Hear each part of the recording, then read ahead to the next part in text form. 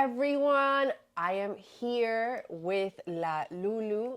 She has very kindly accepted to have a conversation with Colombian Jukebox, and I am very excited to have you on board. Thank you so much for accepting. Thank you. Yeah, I'm excited to be here. Yeah, how's it going? It's going well. Yeah? Yeah. Good. Chilling. How long have you been living in the States? 22 years. That's a long It's a very long time. Wow. Okay. How old were you, more or I less? was 10.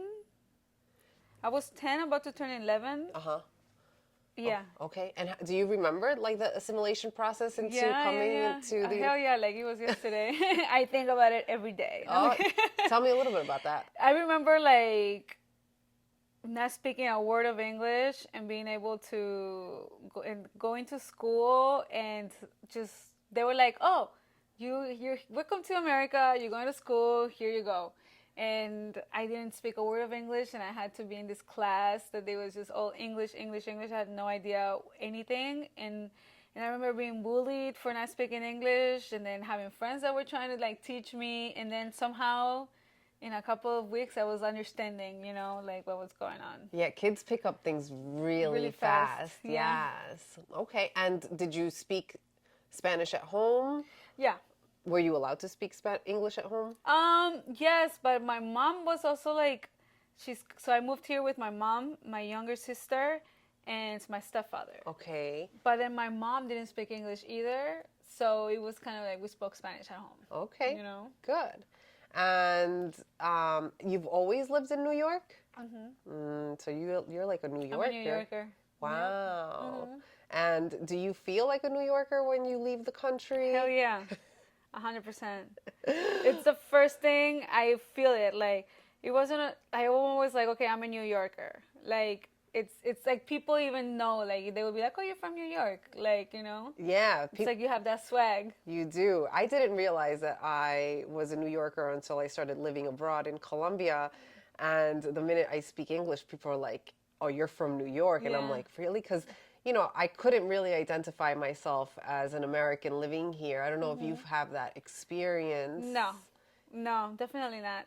I'm Colombian. Uh-huh. It's like here I'm Colombian, but over there you're like, oh shit, I'm a New Yorker. Yeah. It's weird. So like, for the first time in my life, I was like able to identify as American. I was like allowed to do it, Yeah.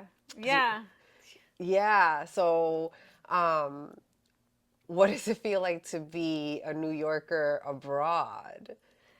I feel like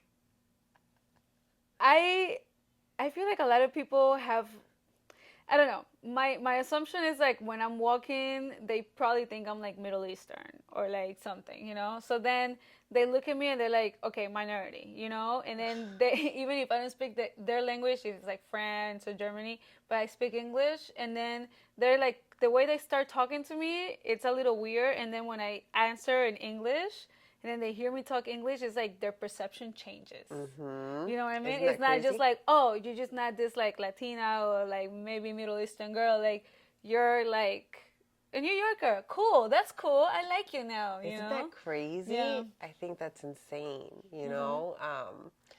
I mean, we didn't make up the rules. That's just how it is, right? But New York does give you an edge.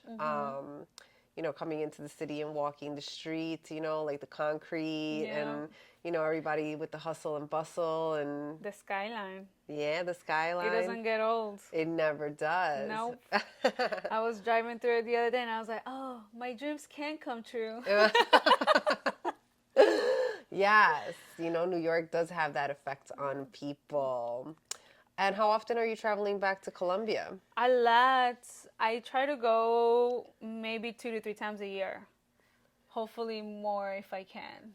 What cities do you usually go to? Cali, Quindío. You were born in Cali, yes? I was born in Cali. Nice. You're trying to go more than one time a year. And are you going to visit family? Or are you going there to work? My grandma. Nice. My grandma. I'm trying to like be with her as much as I can. And do you work on projects when you're there? Yeah. Definitely. I've written some music when I'm there. I have also shot some videos. Like the last videos I've shot, I want to say well, I've shot some in New York too, but once I started shooting in Colombia, I was like, oh, I'm gonna milk this. I really love this. Okay. Yeah. Okay. Um, can you talk to me a little bit about that? Like once you were there, like you felt more inspired, or I felt connected being Colombian and working in Colombia with Colombian people, making art. You ah, know, like to me that was very important, because especially like I had such a trouble situation in Cali when I was in the conservatory there, because they told me like, oh, you don't have what it takes to be a violinist. You're gonna play clarinet, and you're going to, so it was like already like trying to castrate your ability to want to do something, or your like yeah, creative self. yeah, So then that's my experience, to go back and find people just like me that are ready and eager and hungry to want to make something. It's really cool to be like, oh, I could have this experience rather than think about that experience that I had when I was a kid. interesting.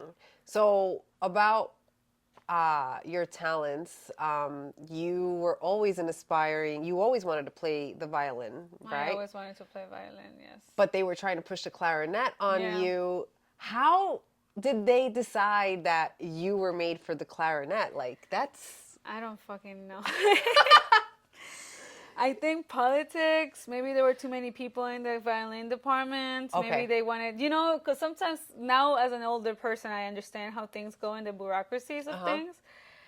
But I really don't know, because you would want to give the instrument that the kid wants to play, right? Right. Yes. If they want to play the saxophone, let them play the saxophone. If they want to play the harp, sorry, you know. But Yeah. why do you want to impose, like, it's like already telling me that, you know, I don't have a choice. It's Yeah. this. Yeah. Yeah, like, did you have to take like an aptitude test that they have that They like did. Yeah. okay, so like they probably get an inkling from that, Yeah. like she would be a good clarinetist. Yeah. And you were like not Nope. having That that. is not my life. Okay. And when you express that rejection towards the clarinet, what was the reaction from the people around you? Well, that was my last year in Colombia. Okay. So I just remember going to my juries, because they make you do juries at the end of each year. Oh my God, that is not the way art should be taught. Art is not it's not like, it's not academic. Art is creativity, is expressing yourself to the tools of an instrument, of a paint. But anyways, they really just, oh, I think, I don't know, it's crazy. Because I remember I was so unhappy. I played the jury, and then I lived, that was like May or June, and I moved to the United States that August. So when I came here, and in school, they saw, because I also play piano, so they were like, oh, she plays piano. We could help her with a scholarship so she could take piano lessons, you Okay. know? And I went to see, and then she was like, oh, you want to take piano? Is there another instrument that you want to learn? And I was like, violin. Of course. And it was there. Okay. And that was in the music school in Lower East Side, Henry Street Settlement. Yeah. Wow. Okay. And so, coming to New York kind of like broadened the horizons, it gave you more opportunities, I guess, right? Than, Yeah. being pigeonholed into the clarinet in Colombia. Yeah. Interesting. And you continued your trajectory with the violin, and you've worked on some really interesting projects. You're a Latin Grammy winner, right? Yeah. Talk to me about that experience. Yes. Well, I played with Flore Toluache for some years when I was younger. And we had been nominated for Latin Grammy 2 years before that win. And that was like my first, it was like, oh, snap, it could happen. It was like, it all happened so fast.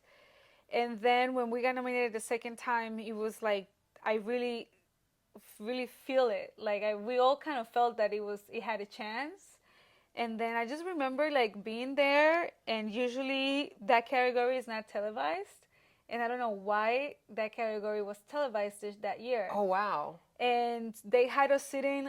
We were sitting like literally on like the second row, Okay. right next to the stage. And the whole time I was like, why are we sitting here? If like, are we gonna win?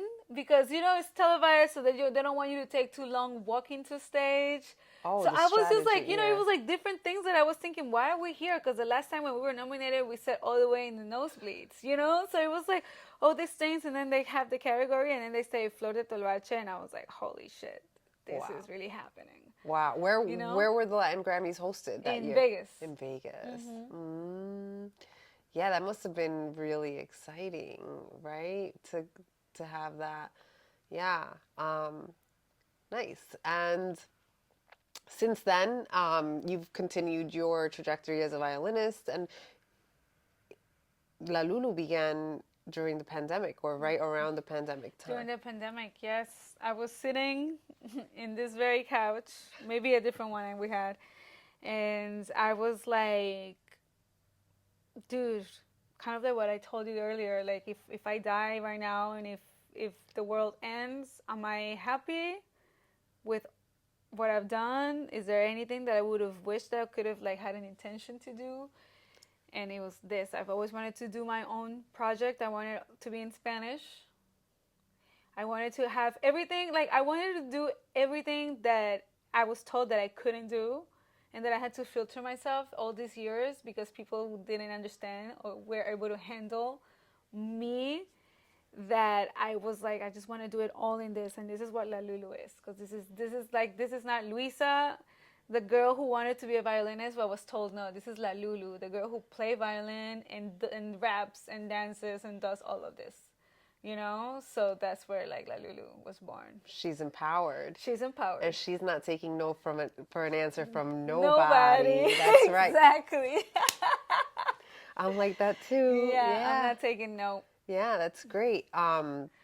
So all this inspiration from, the traditional, right? Because a lot of the rejections that we feel come from traditions, right? Our families feel like we must keep a tradition alive. Yeah. This kind of rebellious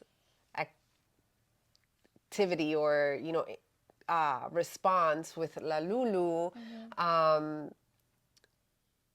where did you get the inspiration from for the genre, for the sound? Where does your sound come from? I think that with my first single, I wasn't even thinking that far. What's the name of the first single? Estoy hot. That es una cumbia, right? And I just wanted, like, I was like, I'm Colombian. I want to have a cumbia, but I want to have like a cumbia rebajada. Like, I had just watched that movie, I'm No Longer Here. And I was like, holy shit, this is awesome. I love this new genre of cumbia, because cumbia is like that genre that even though it's from Colombia, every country has its own version of cumbia. That's right. And every time a cumbia is played, you cannot tell me that you don't want to get up and start dancing. Absolutely. It doesn't matter what region it's from. It doesn't matter what region. It doesn't matter how you dance it. People are dancing cumbia. Like, and it's a different thing que reggaeton. Like, reggaeton is, but reggaeton still gives you a little crack in the hip. But this is like cumbia. It's like, I was like, okay. So that was my first single. Then I just kind of it was just like the way that we would say it would be like, I was like, okay, I want to make a dembow. Let's make a dembow, Lulu style. Okay, I want to make like kind of hip hop electronic. Okay, let's.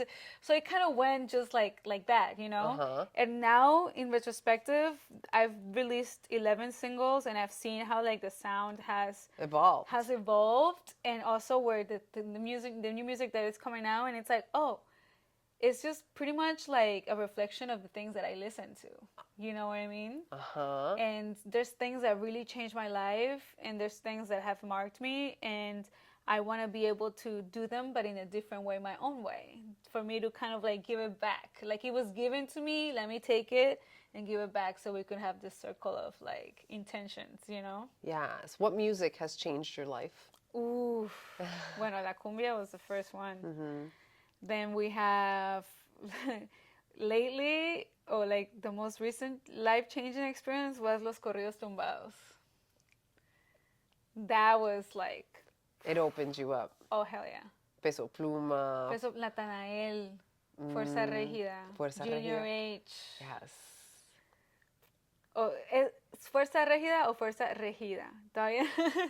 He says Fuerza Fuerza Régida. right? Yeah. That's how but I hear it. In Mexico, some people are like, Regida. No, es Régida. No, es Regida.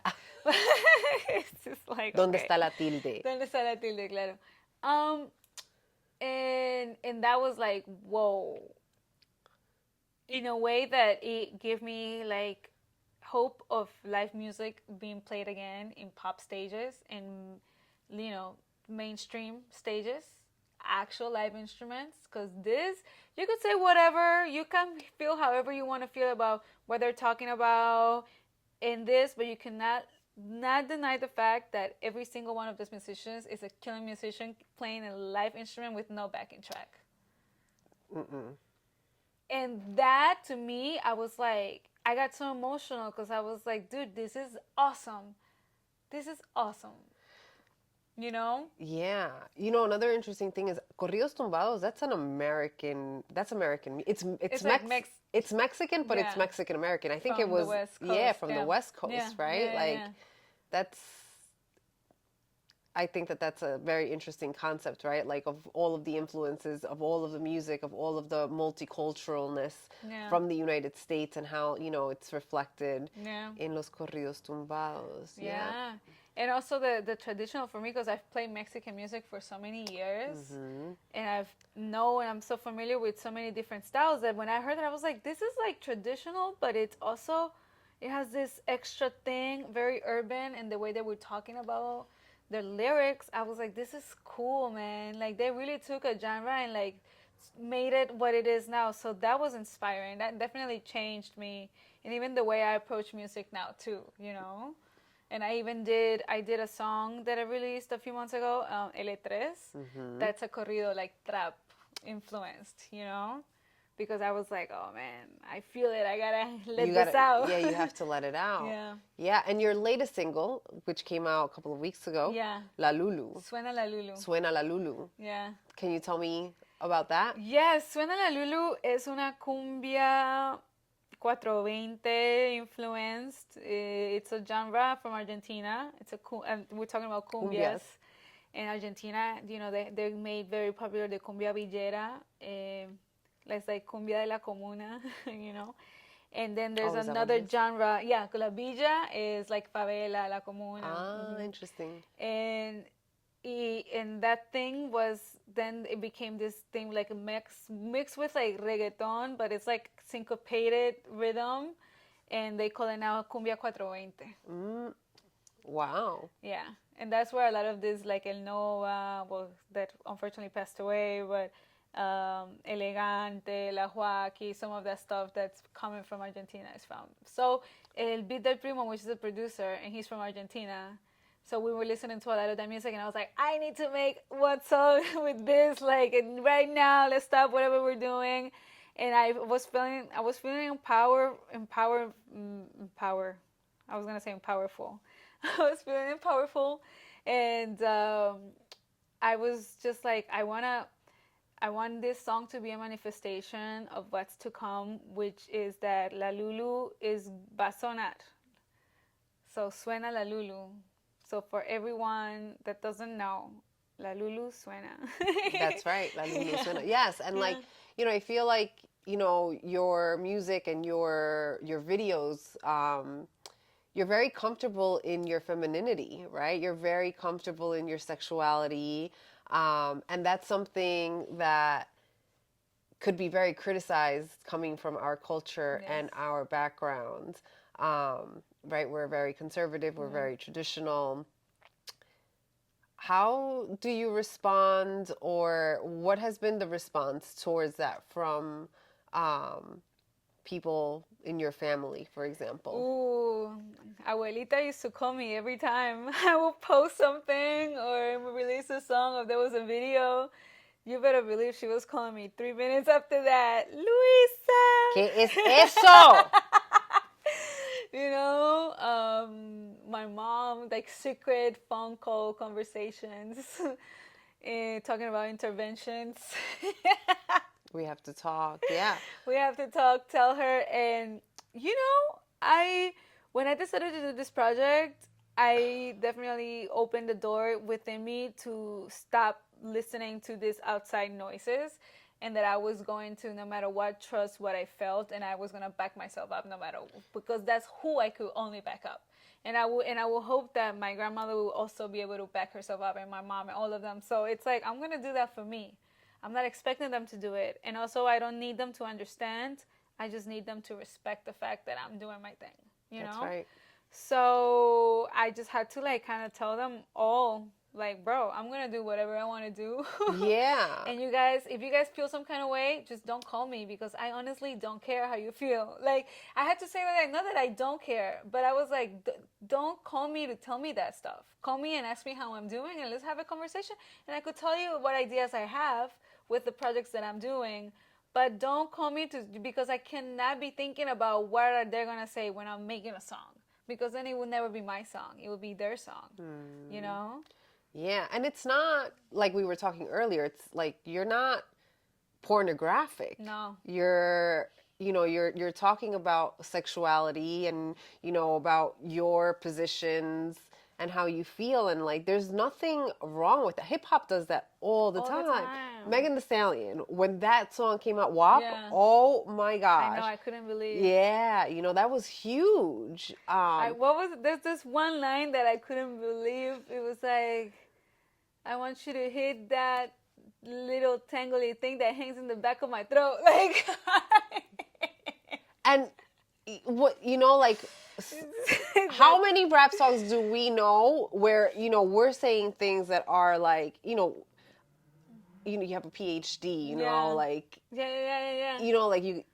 Yeah. It's, even that song, there's this one song, the Willy Colon song, it says, no tiene talento, pero es muy buena moza. Sí, talento de televisión. Yeah, right. Like, and all the girls were singing that song. Every single, Diomedes Diaz.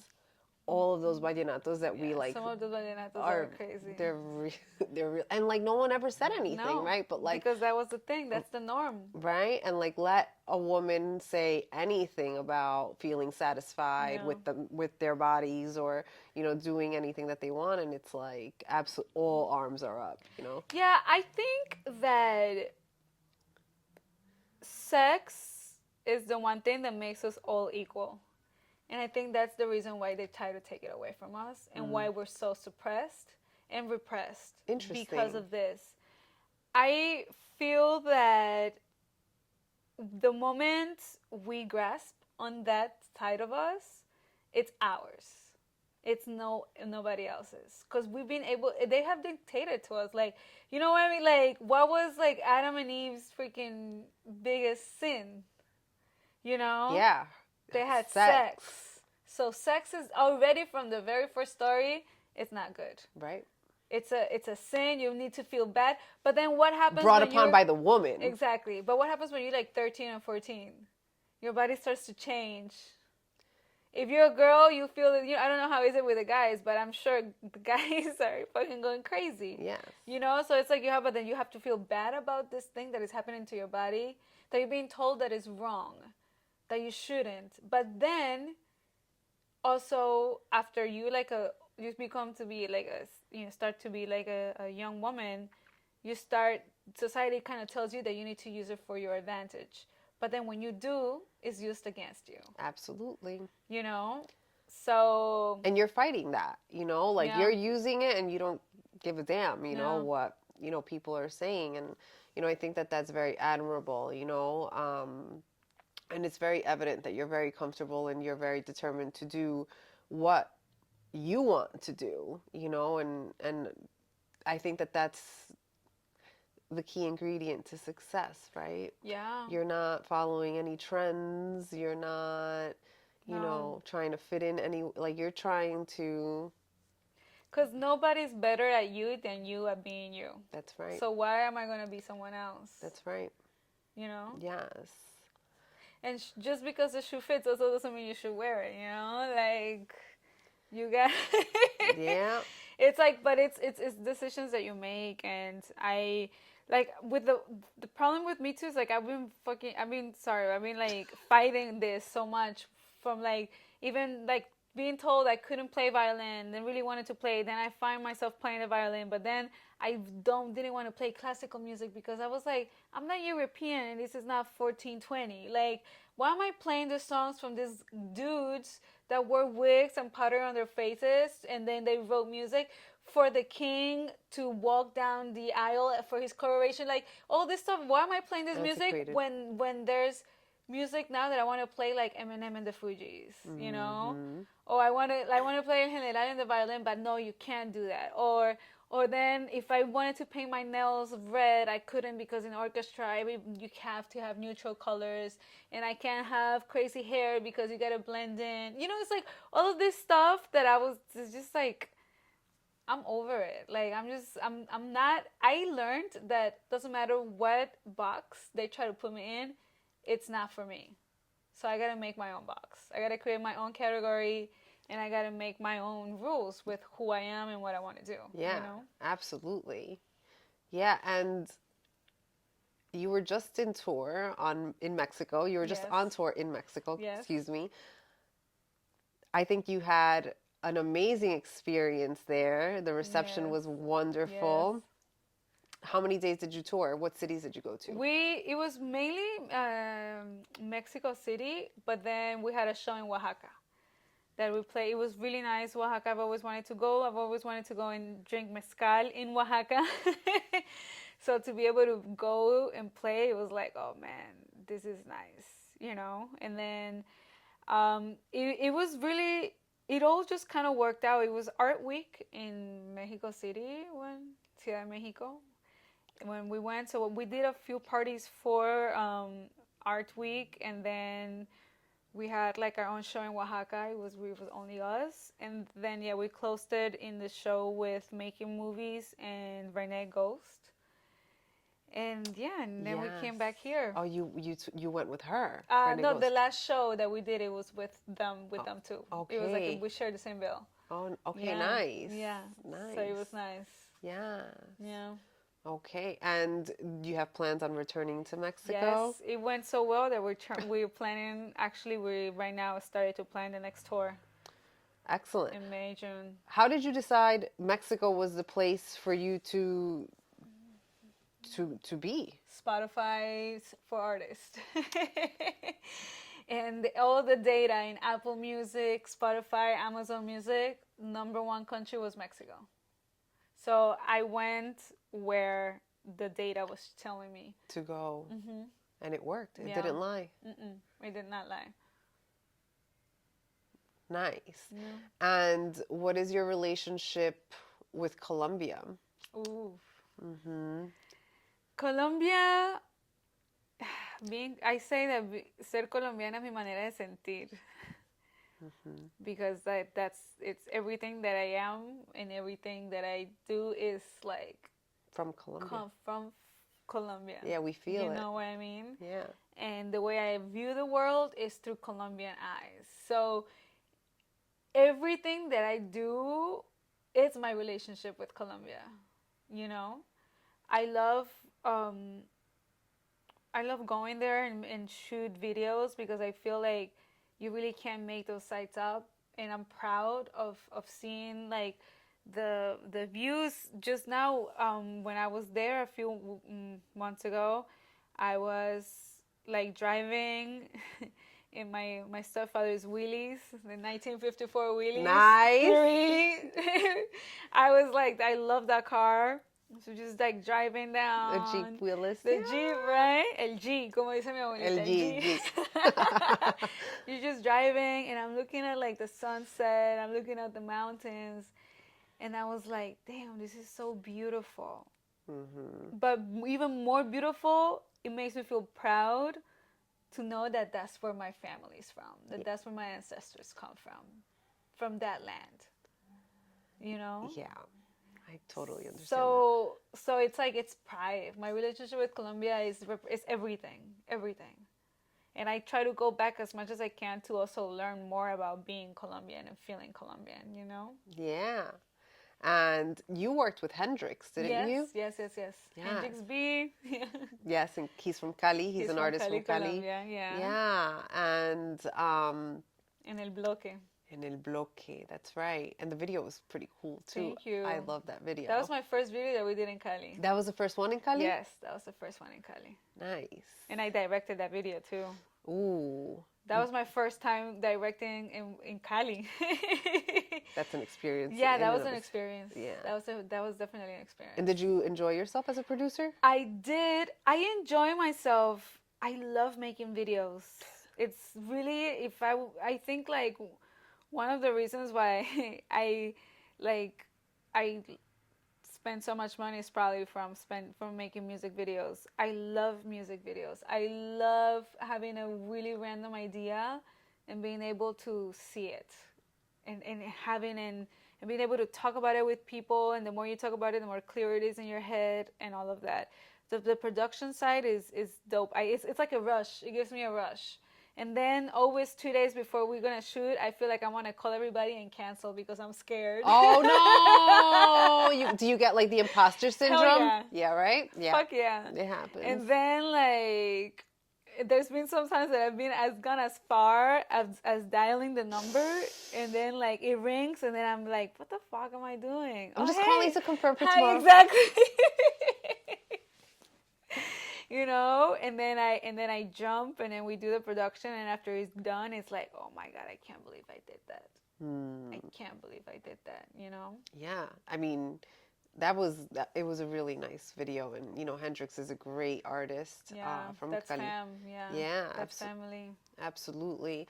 You know, I think really, really interesting things are happening in Colombia, which is why I'm doing, you know, this project, Colombian Jukebox, because I really believe that the talent that is in Colombia needs to be shown, you know, outside of what the mainstream, you know, is showing us, right? Like there's so much happening, and Cali is one of the cities that I think is exploding with talent.